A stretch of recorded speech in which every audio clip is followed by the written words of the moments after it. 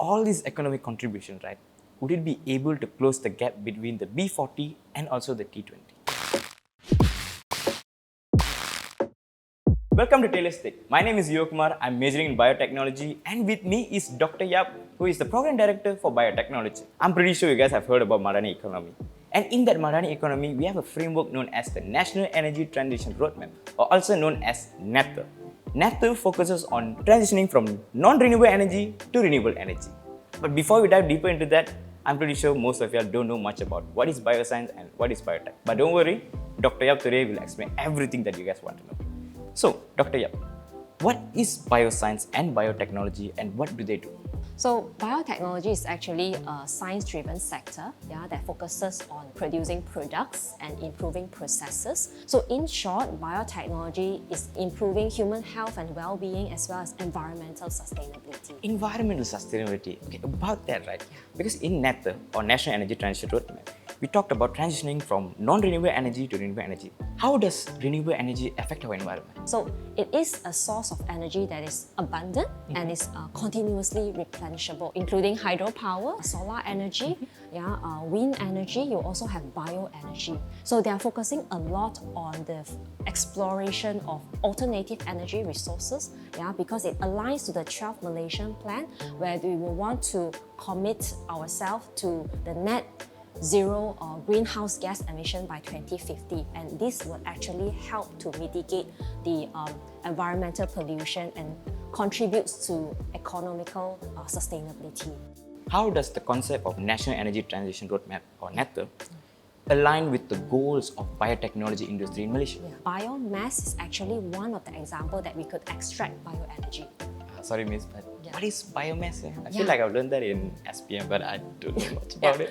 Okay, so biomass are examples of organic matter that includes things like agricultural byproducts, woody waste product, even crops. So biotechnology can come in to produce high quality crops or to improve the conversion systems of how we can maximize the yield of extracting bioenergy from biomass, and that could actually contribute to a potential source for the National Transition Energy Roadmap. I'm aware of few biotechnology trends that are going around now, but I also want to know from your perspective, what are the current technologies or trends that are going around our biotechnology sector that people need to be aware of? Right, so the biotechnological advancements that aligns to the National Energy Transition Roadmap would include bioenergy and biofuel. So they're focusing very much on using organic matter, as we mentioned earlier, or biomass to generate high-value energy. So that's one. And the other one would include things like microbial fuel cell. So how are they going to use bacteria to harvest energy? So how can we convert waste to green energy to mitigate pollution and environmental impact? So that's the second one. And one very recent trend would also include the production of sustainable materials that are biodegradable. So that also contributes to green environment where they will mitigate plastic pollutions. Yes. Plastic pollution, that's a big problem globally, right? Yes. And the last one would include things like biomimicry, where they look into the biologically inspired energy storage, which is very much related to the National Energy Transition Roadmap as well, where they look into how we can use biotechnology for carbon capture. So how can we enhance or maximize energy storage using biotechnology, and how natural resources can come in? Dr. Yap, do you like rice? Yes, nasi lemak. Yes, we all love rice. Asians, we all love rice.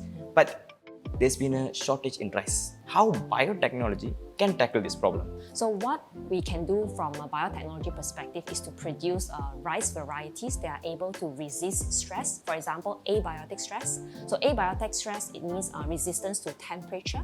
So in addition to that, we can also develop rice varieties that are resistant to disease and pests.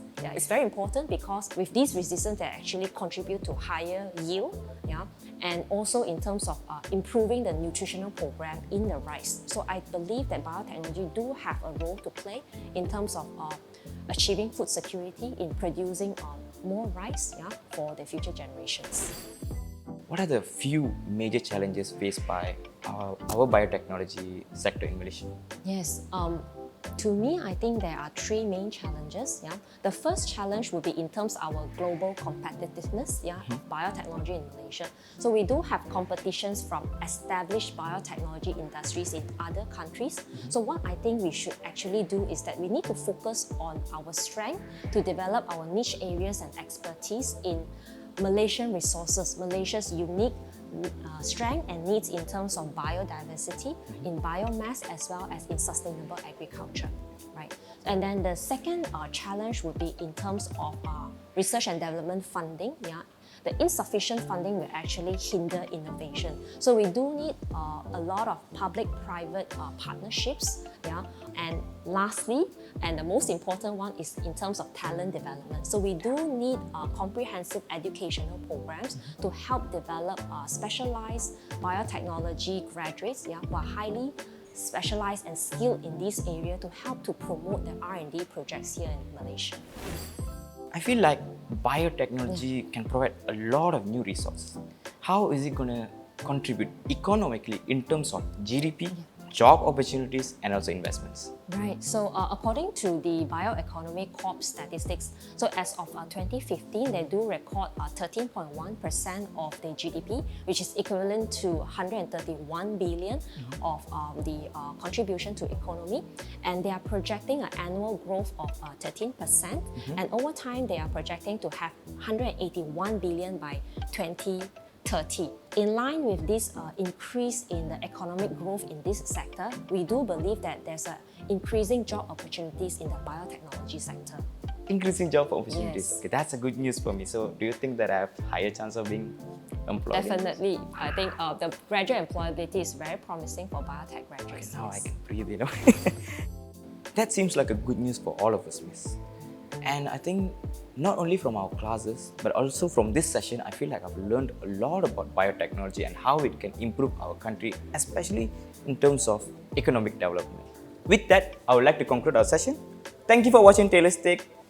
Thank you, Dr. Yap. I'll see you in class.